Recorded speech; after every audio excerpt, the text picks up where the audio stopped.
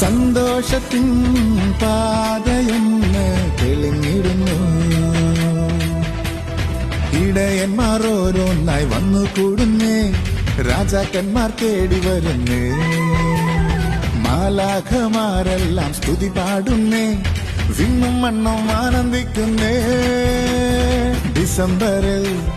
ഡിസംബറിൽ മഞ്ഞിൻ കുളിരുള്ള രാവിൽ ബേത്ലഹേം പുരിയിലായി ഉണ്ണിയേശു അവതരിച്ചു. ഡിസംബറിൽ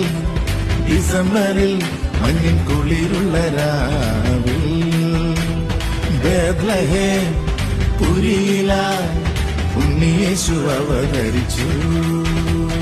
നീലവാനിൽ താരമൊന്ന് മിഴി തുറന്നു, സന്തോഷത്തിൻ